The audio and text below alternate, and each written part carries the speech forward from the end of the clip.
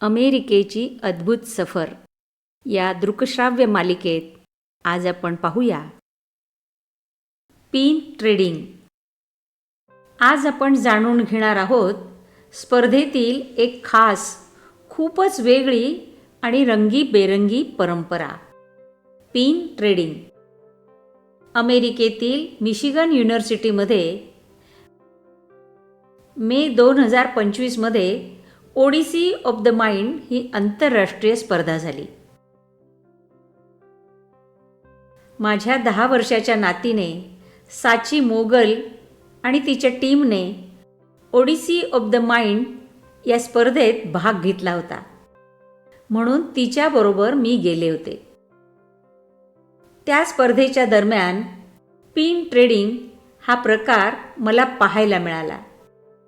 स्पर्धेच्या शेवटच्या दिवशी हा पिन ट्रेडिंगचा प्रकार मी प्रथमच पाहिला.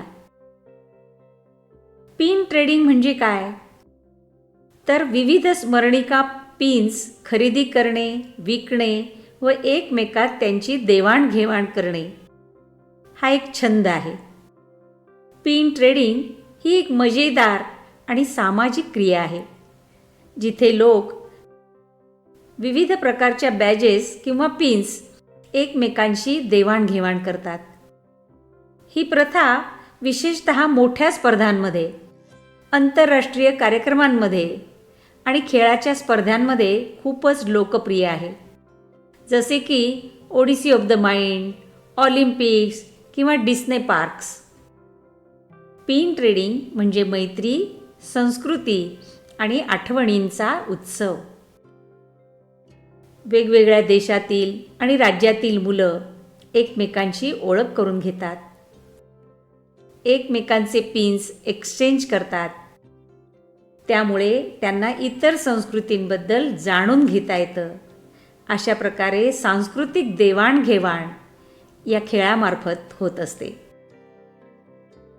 प्रत्येक पिन ही त्या वर्षीच्या थीम, देश किंवा संघाचं प्रतिनिधित्व करते. ही मुलांसाठी एक खास आठवण बनते. मित्र बनवण्यासाठी ते एक माध्यम आहे. पिन्स बदलण्याच्या निमित्ताने मुले एकमेकांशी संवाद साधतात, मैत्री करतात आणि सामाजिक कौशल्य विकसित करतात. ही सर्व मुलं वेगवेगळ्या देशातील असतात. काही संघ स्वतःचे पिन स्वतःच डिझाईन करतात. हे पिन्स अनोखे, कलात्मक आणि नाविन्यपूर्ण असतात. सहभागी मुलं आणि त्यांच्या टीम्सकडे अनेक प्रकारचे पिन्स असतात. जेव्हा ते इतर संघांनाही भेटतात, तेव्हा ते एकमेकांचे पिन्स स्वॅप करतात. हे अगदी सौम्य आणि आनंददायी वातावरणात केलं जातं, जिथे माझं पिन तुझ्यापेक्षा चांगलं असं कोणी म्हणत नाही.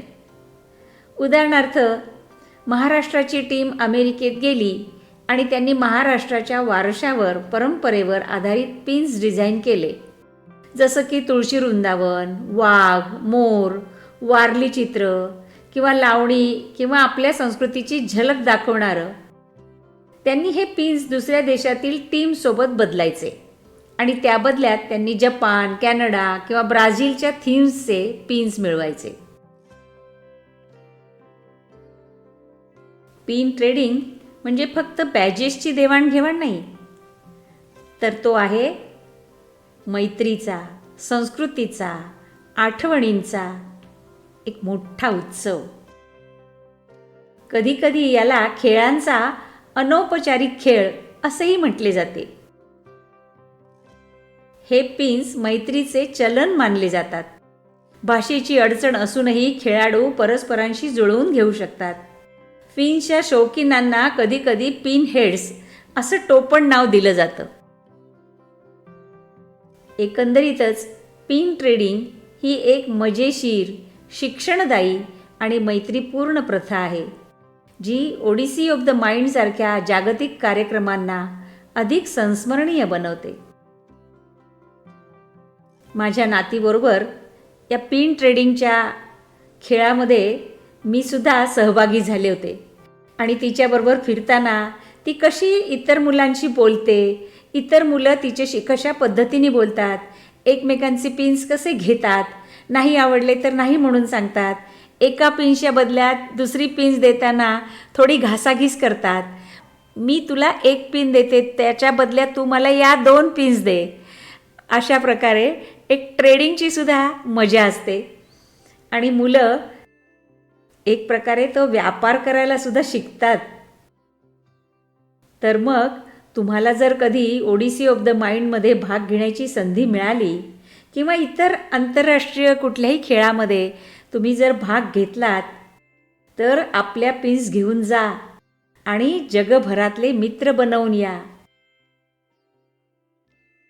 पिन्स बदलता बदलता आठवणींचा खजिना उलगडत जातो. परदेशातील मित्र बनतात. परस्परांविषयी प्रेम, मैत्री निर्माण होते. मित्रांनो, असेच नवनवीन, माहितीपूर्ण, रहस्यमय आणि मनोरंजक व्हिडिओ आपल्याला नवप्रेरणा एंटरटेनमेंटमध्ये पाहायला मिळतील. कारण नवप्रेरणाचे ध्येय आहे लोकरंजनातून लोकशिक्षण. जे जे आपणाशी ठावे, ते ते दुसऱ्याशी द्यावे, शहाणे करुनी सोडावे सकल जन. या संतांच्या उक्तीप्रमाणे आपणही वर्तन करूया. जर आपण आत्तापर्यंत नवप्रेरणा एंटरटेनमेंट या चॅनलला सबस्क्राईब केलेलं नसेल, तर कृपया सबस्क्राईब करा. व्हिडिओला लाईक करा आणि शेअर करा, जेणेकरून ही ज्ञानरंजक, मनोरंजक माहिती जास्तीत जास्त लोकांपर्यंत पोहोचू शकेल.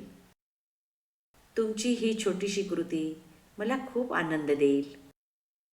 धन्यवाद.